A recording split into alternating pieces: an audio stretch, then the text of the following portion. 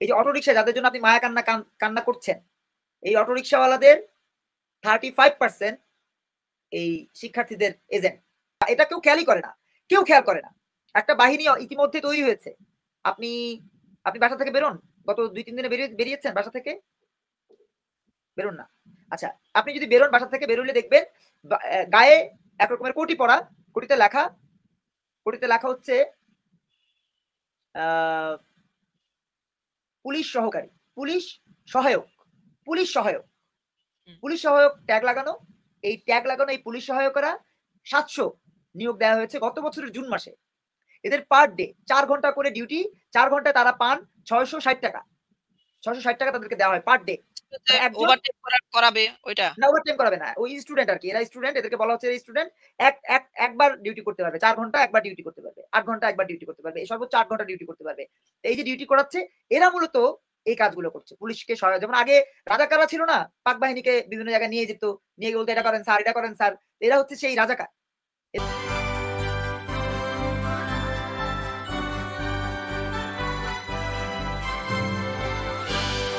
করাও ভুল।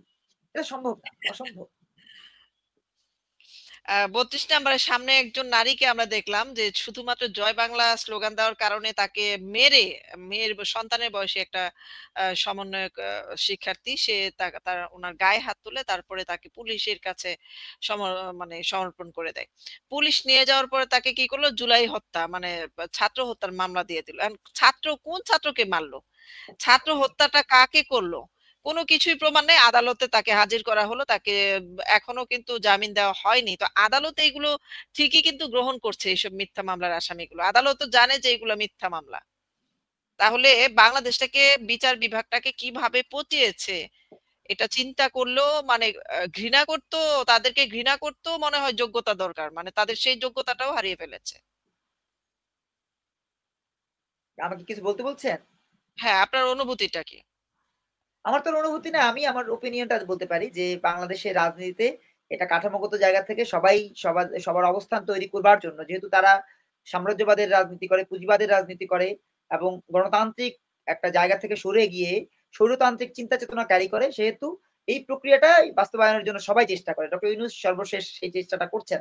যে কারণে দেখবেন যে শফিক সাহেব বলেছেন যে বাংলাদেশের মানুষেরা আওয়ামী লীগকে চায় না। তো বাংলাদেশের মানুষেরা আওয়ামী লীগকে না চাইলে আপনার শাহবাগে কেন এক মা গতকালকে গিয়ে মাইকিং করে তারপরে শেখ হাসিনার পক্ষে কথা বললেন?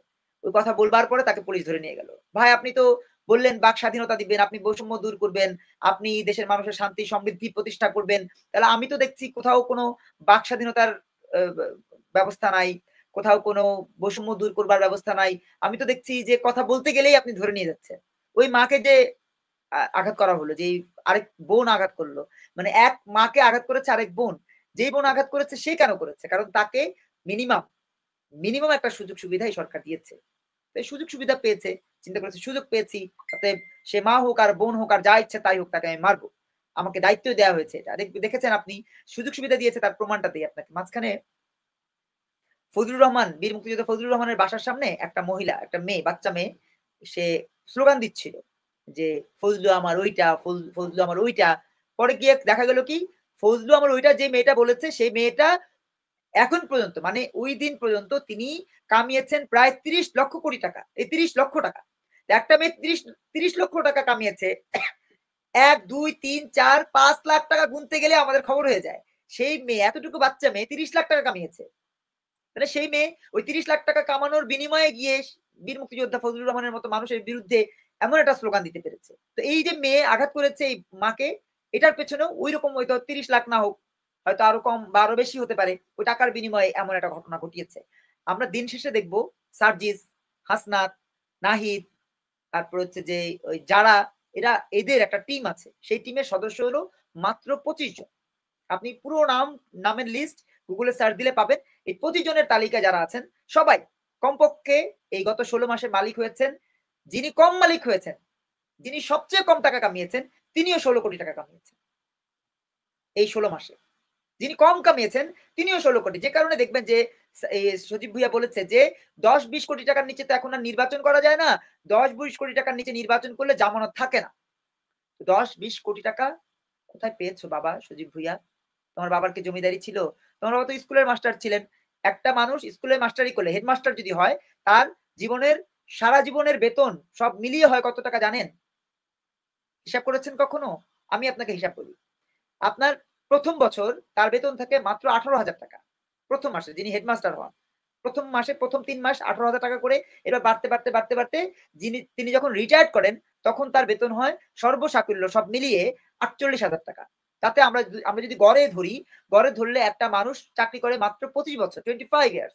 25 ইয়ার্স এ একটা মানুষের সর্বসাকুল্য বেতনের টাকাই হয় মাত্র ৩ কোটি টাকা। বেতনের টাকা হয়। তাহলে ৩ কোটি টাকা তো তোমার বাপ বাড়ি নাই। তুমি কিভাবে নির্বাচন করবা? ঢাকা ১০ এ নির্বাচন করতে চাও? তুমি কি আলাউদ্দিনের চেরাগ পাইছো? আলাউদ্দিনের চেরাগ তো পাও নাই। তাহলে এই যে মেয়েটা আঘাত তাদের করলো, বিএসকে আচ্ছা দিয়ে ১০০-৫০০ কোটি টাকা কামিয়েছে না? হ্যাঁ, প্রাসঙ্গিকভাবে এসছে, আমি শেষ করে দিচ্ছি। তো প্রাসঙ্গিকভাবে এসছে যে এরা মূলত টাকার জন্য ওই মায়ের উপরে আঘাত করেছে, ওই বোন আঘাত করেছে। ওই বোনের বিরুদ্ধে তো কথা বলতে পারবে না। কারণ ওইটা তো বোন। বোনের বিরুদ্ধে তো কথা বলা যায় না। আপনি দেখবেন যে ইউনূসের বিরুদ্ধে কথা বলি, ইউনূসকে শত্রু বলি। কিন্তু ইউনূসকে কখনোই বলি না একটা গালি দিয়ে যে তুমি অমুকের বাচ্চা, এটা বলি না। কেন বলি না? কারণ সে তো বাংলাদেশেরই সন্তান। তাকে যদি চেষ্টা করি, তিনি যদি শুধরে যান, শুধরে যাবেন। আর যদি তিনি শুধরে না যান, তিনি যদি এভাবেই থাকেন, তাকে একটা সময় ইতিহাস গালি দিবে। ইতিহাস বলবে যে তিনি বাস্টার্ড। ইতিহাস বলবে কে বাস্টার্ড, কে পজিটিভ, কে ভালো, কে মন্দ। ইতিহাস বলবে। এই দায়িত্ব আমার না। অতএব আমি কাউকে গালি দিচ্ছি না। আমি শুধু এতটুকু বলতে চাই, ওই দিনের ঘটনাটা খুবই খারাপ হয়েছে এবং এইভাবে তারা যে টুটি চেপে ধরার চেষ্টা করছে, আওয়ামী লীগকে ট্যাকেল দিতে গিয়ে সাধারণ মানুষের টুটিও তারা চেপে ধরছে। আপনাকে প্রমাণ দেই যে আমি যেহেতু একজন গণমাধ্যম কর্মী, আপনাকে একটা প্রমাণ দেই যে গত ১৩ তারিখ থেকে আজ ১৭ তারিখ, মাত্র ৪ দিন। এই ৪ দিনে জেনারেল মানুষ মানে ঢাকায় এসছে, এলাকায় চাকরি নাই, ঢাকায় মোটরসাইকেলটা নিয়ে চলে এসছে কুড়িগ্রাম থেকে, ঢাকায় চলে এসছে বগুড়া থেকে, মোটরসাইকেলটা চালায়া রাইড শেয়ারিং করে জীবন নির্বাহ করছে। মাসে হয়তো ধরেন ৮,০০০ টাকা বা ১০,০০০ টাকা বাড়িতে পাঠায়। এইরকম ৩,০০০ রাইড শেয়ারিং করে এরকম মানুষকে থানায় নিয়ে গেছে। বিভিন্ন থানায়, ঢাকার বিভিন্ন থানায়। নিয়ে গিয়ে কাউকে চালান দিয়েছে আর কাউকে বলছে ১০,০০০ টাকা দাও, ছেড়ে দিব। যে পারছে ১০,০০০ টাকা দিতে ছেড়ে দিয়েছে আর বাকিদেরকে চালান দিয়ে দিচ্ছে। এই যে কোর্টে এই গত ৪ দিনে সাধারণ মানুষ মানে আপনার মতো আমার মতো আমরা যারা সাধারণ মানুষ এদের মতো সাধারণ মানুষদেরকে তাহলে এটা আদালতের তো বারান্দায় পুলিশরা দৌড়াতে হয়েছে। করছে। পুলিশরা করছে এই বাণিজ্যটা। এই না, যে না যেমন পুলিশ না, পুলিশ করছে না, পুলিশ করছে না। আপনাকে আরো একটা বিষয় আপনি হয়তো অনেক কিছু আপনার কাছে দুর্নীতিতে হয়তো স্কিপ জড়িত হয়ে যাচ্ছে। যারা দেখলাম যে সাধারণ জনগণকে আওয়ামী লীগ বলে ধরে নিয়ে যাচ্ছে পুলিশরা। না পুলিশ না। এখানে আমি একটু বলি আপনি হয়তো বললে খেয়াল থাকবে আপনার। না বললে হয়তো আপনি এটা কেউ খেয়ালই করে না। কেউ খেয়াল করে না। একটা বাহিনী ইতিমধ্যে তৈরি হয়েছে। আপনি আপনি বাসা থেকে বেরোন। গত ২-৩ দিনে বেরিয়েছেন বাসা থেকে? বেরোন না। আচ্ছা, আপনি যদি বেরোন বাসা থেকে বেরোলে দেখবেন গায়ে এক রকমের কোটি পরা, কোটিতে লেখা কোটিতে লেখা হচ্ছে আ পুলিশ সহকারী, পুলিশ সহায়ক, পুলিশ সহায়ক। হুম। পুলিশ সহায়ক ট্যাগ লাগানো। এই ট্যাগ লাগানো এই পুলিশ সহায়করা ৭০০ নিয়োগ দেওয়া হয়েছে গত বছরের জুন মাসে। এদের পার ডে ৪ ঘন্টা করে ডিউটি। ৪ ঘন্টায় তারা পান ৬৬০ টাকা। ৬৬০ টাকা তাদেরকে দেওয়া হয় পার ডে। যে মানে একজন ওভারটাইম করাবে ওইটা। না ওভারটাইম করাবে না। ওই স্টুডেন্ট আরকি। এরা স্টুডেন্ট, এদেরকে বলা হচ্ছে স্টুডেন্ট এক এক একবার ডিউটি করতে পারবে। ৪ ঘন্টা একবার ডিউটি করতে পারবে। ৮ ঘন্টা একবার ডিউটি করতে পারবে। এই সর্বোচ্চ ৮ ঘন্টা ডিউটি করতে পারবে। তো এই যে ডিউটি করাচ্ছে এরা মূলত এই কাজগুলো করছে। পুলিশকে যেমন আগে রাজাকাররা ছিল না? পাক বাহিনীকে বিভিন্ন জায়গায় নিয়ে যেত। নিয়ে গিয়ে বলতো এটা হুম। করেন স্যার, এটা করেন স্যার। এরা হচ্ছে সেই রাজাকার। এরা হচ্ছে ২৪ এর পরের রাজাকার। নব্য হ্যাঁ? রাজাকার। নব্য নব্য রাজাকার। এই রাজাকার। রাজাকারেরা আমি এটা নিয়ে লিখেছি। আপনি Google এ সার্চ করলে দেখবেন যে পুলিশ সহায়ক এই টিমটা আমার টাকা, আপনার টাকা খরচ করে আপনার আমার বিরুদ্ধেই কাজ করছে। আমাকে মাঝখানে আমি তো আমি একটা বাইক চালাই। একটা ঘটনা দেখেছি বলি আপনার মাধ্যমে। সেটা হচ্ছে আ অটোরিকশার বিরুদ্ধে যে আন্দোলনটা করেছিল সরকার মানে বিরুদ্ধে যে আইন করেছিল, তারপর তারাও হুম। যখন নিজেদের দাবি আদায়ের জন্য রাজপথে নেমেছিল, তারপর যখন তাদেরকে মেনে নেওয়া হলো বা স্থিতিশীল হলো বিষয়টা, এরপরে বা ওই সময় চলাকালীন যে কয়েকবার বাসা থেকে বের হয়েছি, আমি একটা জিনিস খেয়াল করেছি যে অটোরিকশা ট্রাক ভরে নিয়ে যাওয়া হচ্ছে। আর পিছনে ড্রাইভাররা যারা চালক তারা দৌড়াচ্ছে ট্রাকের পেছনে। একদিকে বলা হচ্ছে তাদের দাবি মেনে নেওয়া হয়েছে। আরেকদিকে কিন্তু রাস্তা থেকে শত অটোরিকশা প্রতিদিন থানায় নিয়ে যাচ্ছে আটক করে। এবং এটা একটা বাণিজ্য হচ্ছে। পরে আচ্ছা কি আপনার শো হচ্ছে বড় জানি হয়ে না। যাচ্ছে, আপনার শো বড় হয়ে যাচ্ছে তারপরেও আমি একটু বলি। জি। আমরা তো অবজার্ভার। আমরা কিন্তু মনিটর করি, আমরা দেখি চারপাশে কি ঘটনা ঘটছে। এই যে অটোরিকশা যাদের জন্য আপনি মায়া কান্না করছেন, এই অটোরিকশাওয়ালাদের 35% এই শিক্ষার্থীদের এজেন্ট। তারা রিক্সা চালাক বা না চালাক, তাদের পার ডে ৳৫০০ করে তারা পায়। রিক্সা চালাক বা না চালাক, ৳৫০০ তাদের প্রতিদিনের স্যালারি। দেখবেন যে অটো নিয়ে রাস্তাঘাট আটকে ফেলে। যাত্রী নাই। দেখবেন যে যাত্রী নাই। এই যে মায়া কান্না কানলেন না? আমি যে মায়া কান্না কান্দি এটা তো ভুল। কারণ এই যে ৩৫ ভাগ, এই ৩৫ ভাগের কারণে ওই যে বাকি যে ৬৫ ভাগ, সেই ৬৫ ভাগ ক্ষতিগ্রস্ত হচ্ছে। এরা তো পেইড। এরা টাকার রাইট, বিনিময়ে তথ্য নিচ্ছে। তথ্য দিচ্ছে কোথায় আওয়ামী লীগ আছে, কোথায় আওয়ামী লীগের লোক আছে, কোথায় আওয়ামী লীগের নেতা আছে, কোথায় রাইট। পুলিশ, সাবেক পুলিশের কর্মকর্তারা আছে, কোথায় সেনাবাহিনীর সাবেক কর্মকর্তারা পালিয়ে আছে, এগুলো তারা খোঁজে। খুঁজে আমি তথ্যগুলো এরকম দেয়। স্পাই দেখেছি দাড়িওয়ালা কম বয়সী হ্যাঁ, হুজুর ভিক্ষে চাচ্ছে, হ্যাঁ, ভিক্ষে চায়। হ্যাঁ, অল্প হ্যাঁ। বয়সের। হ্যাঁ, দেখবেন যে আপনি যেতে চাইলে নেবে না আপনাকে। বলবে না আমি যাবো না। দাঁড়িয়ে থাকে, বসে থাকে। হ্যাঁ, হ্যাঁ। হ্যাঁ, আর খালি চালায়। খালি নিয়ে ঘুরতে থাকে। এই এরা মূলত জিনিসগুলা খুবই এরা মূলত গুরুত্বপূর্ণ। হ্যাঁ। পেইড। এরা পাগল মূলত সেজেও পেইড। থাকে। হ্যাঁ। এরকমও আমি দেখেছি। পাগল সেজে বিভিন্ন বাসার সামনে বসে থাকে। পাগলটা তো আবার ডিফারেন্ট না। পাগল হিসেবে এখন ওদের যারা পেইড তারা পাগল হিসেবে থাকবে না। এটা সুযোগ নাই। কারণ তারা তো দেশপ্রেমী না। দেখেছি আ আমি থাকে। পরে যখন সন্দেহ করেছি চলে গেছে। না এটা রাষ্ট্রের বিভিন্ন কাঠামোগত জায়গা থেকে হতে পারে। কিন্তু যারা এই কাজটা যারা করছে এরা হলো বৈষম্য বিরোধী ছাত্র আন্দোলনের পরবর্তী রূপ যে এনসিপির হুম। পেইড। এনসিপি পার মান্থ খরচ করছে এই গত ৬ মাসে তাদের খরচ হয়েছে প্রায় আমাদের কাছে যে তথ্য আছে সেই তথ্য অনুযায়ী প্রায় ২ থেকে ২৫০ কোটি টাকা তারা খরচ করেছে। এবং এই টাকাটা তারা এভাবেই খরচ করছে। এলোমেলো এই খরচ করছে। মানে এলোমেলো তথ্য যেখানে ইচ্ছে নিয়ে নেওয়ার সেখানে। এলোমেলো খরচ করছে। যেখানে ইচ্ছা সেখানে। যাই হোক, অনেক কথা বললাম। আর যাই সর্বশেষ একটা কথা বলতে চাই। অনেক কিছু সেটা জানা হচ্ছে গেল। যে বাংলাদেশের এই অর্থনৈতিক কাঠামোটা ধ্বংস করে দেওয়ার জন্য ইউনূস সরকারের একটা বড় হাত আছে। আমেরিকার কিছু এজেন্ডা আছে যেটা বাস্তবায়ন হচ্ছে রেজওয়ানা হাসানের মাধ্যমে। সেই সাথে আমরা যারা মধ্যবিত্ত, নিম্ন মধ্যবিত্ত বা চেষ্টা করছি একটু নিজেদের এস্টাবলিশমেন্ট দাঁড় করবার জন্য, তারা হচ্ছে যে সাফার করব আগামী এই ৬-৭ মাসের মধ্যে। মানে তাদের হাতেও টাকা থাকবে না। মানে এখন যেমন জমি-টমি বেচলাম। মনে করেন যে করোনার মধ্যে একটা জমি ছিল ওটা বিক্রি করছি। এই শেখ এই আপনার শেখ হাসিনা চলে যাওয়ার পরে আরেকটা জমি ছিল সেটা বিক্রি করছি। এখন শেষের একটা জমি আছে সেটা বিক্রি করতে হবে। বিক্রি করার পরেই যেটা হবে সেটা হাত শূন্য হয়ে যাবে। তখন দেখা যাবে যে আপনার কাছে হাত পাততে হয়, আপা কিছু দেন। এই প্রক্রিয়া আমাদেরকে নিয়ে যাচ্ছে। কারণ ডক্টর ইউনূসের মূল টার্গেটই হচ্ছে দেশের গ্রামীণ মানুষকে ব্যাংক থেকে শূন্য লোন করে নিতে দিবে। হবে আরকি। হ্যাঁ, গ্রামীণ ব্যাংকও তো থাকবে না। গ্রামীণ ব্যাংকও থাকবে না। তারা বাংলাদেশে তো কোনো ব্যাংকই আর রাখেনি। বাংলাদেশে বললাম তো আপনাকে বাংলাদেশে ৪৭ টা ব্যাংক, একটা ব্যাংকও এখন একটি সত্যি জরিপে অর্থে যদি বলি আসছে চলতে একটি পারবে না। জরিপে আসছে এই ইউনূসের টাকা পাচারের তথ্য পাওয়া গেছে এবং ইউনূসের কাছেই সেটা আবার বিচার দেওয়া হয়েছে। ইউনূস কি নিজের চোরের বিচার চোর করবে?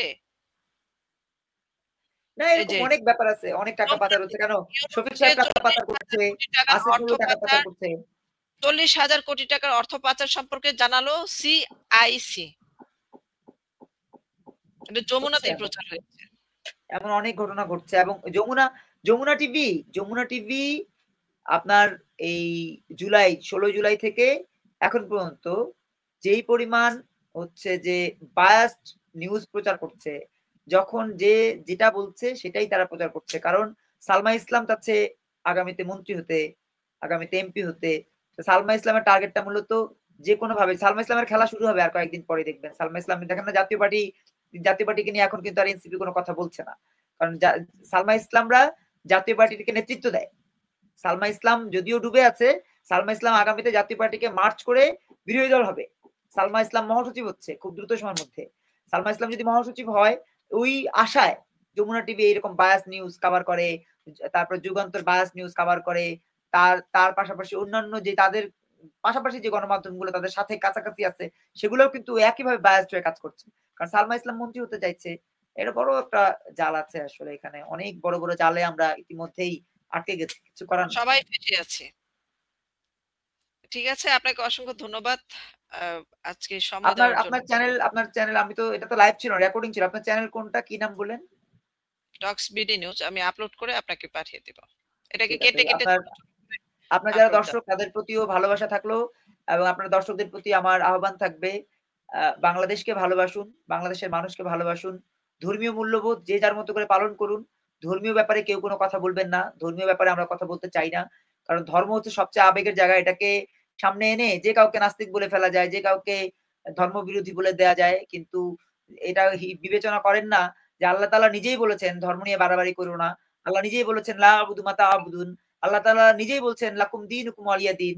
অথচ আপনারা ধর্ম নিয়ে বাড়াবাড়ি করেন। আপনারা এইগুলা উল্টাপাল্টা কাজ করেন। গালাগালি করবেন, এটা করবেন, সেটা করবেন। যা ইচ্ছা তাই করেন। কিন্তু আমার বক্তব্য, আমার বার্তা আপনাদের কাছে, আমরা কিন্তু মুফাসসিল বা আসাদ নূর নই। আমি ব্যক্তিগতভাবে মুফাসসিল বা আসাদ নূর নই। আমি ধর্মীয় দায়িত্ব যেভাবে পালন করি, ঠিক আমিও তেমনিভাবে আপনার সাথে একমত। দেশপ্রেমের জায়গা থেকে কাজ করি। আপনারা ধর্মীয় দায়িত্ব পালন করবেন, দেশাত্মবোধের জায়গা থেকে কাজ করবেন এবং সুশিক্ষায় শিক্ষিত হবেন। আপনি যদি সুশিক্ষায় শিক্ষিত না হন, নিজের পরবর্তী প্রজন্মকে সুশিক্ষিত না করতে পারেন, আমরা কিন্তু আপনাদেরকে নিয়ে একবারে ডুবে যাব। নূহ নৌকা যেভাবে ডুবেছিল না, নূহ নৌকার ওই ছাড়া বাকিগুলো সব যেভাবে ডুবে গেছে, এভাবেও কিন্তু ডুবে যাব। নূহ নৌকা নূহ আলাইহিস সালাম তো আর নাই। সব শেষ হয়ে যাবে। অতএব নিজেদের কথা ভাবুন, পরবর্তী প্রজন্মের কথা ভাবুন, দেশের কথা ভাবুন, ধর্মীয় দায়-দায়িত্ব পালন করুন। ধর্মীয় সবাইকে বিদ্বেষ ভালোবাসুন। ছড়ানোটা এখন যেমন মহামারী আকার ধারণ হয়ে গেছে। সেটাই। এখান থেকে সবাইকে আমাদের বের কৃতজ্ঞতা। আপনাকেও কৃতজ্ঞতা জানাচ্ছি। এবং পরবর্তী অনুষ্ঠানে আপনাকে বা ফারজানা আপাকে নিয়ে আবার লাইভ ২ প্রোগ্রাম জনকে হলে আমাদের জন্য বেটার। কারণ আমরা যে লাইভ করব রেকর্ডিং কালকে। হ্যাঁ, কালকে লাইভ থেকে প্রোগ্রাম করতে হলে হবে। বেটার এই কারণে যে লাইভ হলে শেয়ার-টেয়ার করে দেয়া যায়। দুজন আর আপনি যখন এরকম আপাকে নিয়ে কালকে আসবেন। কালকে লাইভের অনুমতি পেয়ে যাব। কালকে আপাকে নিয়ে আসবেন। ওকে আপার ঠিক বক্তব্য তো আছে। আমার কাছে মানে চরম লাগে। আমার মনের কথা বলতেছে। ঠিক আছে। তাই। আপনাকে ও অসংখ্য আজকে ধন্যবাদ। লাইভে ছিল। আজকে ছিল। এই ইন্ডিয়ার একটা টিভি আছে। নাম হলো এক্স নিউজ। এক্স নিউজে লাইভে ছিল। তো ইংলিশে কথা বলতে পারে। ইংলিশে ওর ফ্লু ভালো। ইংলিশ হুম, চ্যানেলে গেছে আজকে শোতে কথা বলছে। এবং এটার এই কথাগুলোই আমরা বলছি যে আসলে আমরা শেখ হাসিনার পক্ষের না। আমরা আওয়ামী লীগের পক্ষের না। আমরা যদি আওয়ামী লীগের পক্ষে হইতাম, তাহলে মহাজোটের শরিক হয়ে যেতাম। এতদিন এমপি হয়ে যেতাম। দৌড় দিতাম, পালাইতাম সেটা পরের ব্যাপার। কিন্তু এতদিন তো এমপি থাকতাম। ঠিক না? হুম, কিন্তু হুম। আমরা ওইসব চিন্তা করি না যে আমরা যেমন যুগপৎ আন্দোলন করছে বিএনপি। আমাদেরকে কতবার ডাকছে। আমরা কিন্তু যুগপথে যাই নাই। যুগপথে গেলে দলটা এখন নিবন্ধিত হইতো। কিন্তু আমরা জানি যে বিএনপিও একটা সময় হাবুডুবু খাবে। তাহলে সেই যুগপথে যেয়ে কি না, করব? আপনি আপনার জায়গায় আপনার মতো করে আপনার চারা গাছ রোপণ করেন। এইটাই বড় হ্যাঁ, হবে একদিন। সেটাই, সেটাই। সবাইকে ধন্যবাদ। সেটাকে ভালো থাকবেন। নিয়ে যান উপযুক্ত জায়গায়। তাহলে কেটে দিচ্ছি। জি, জি।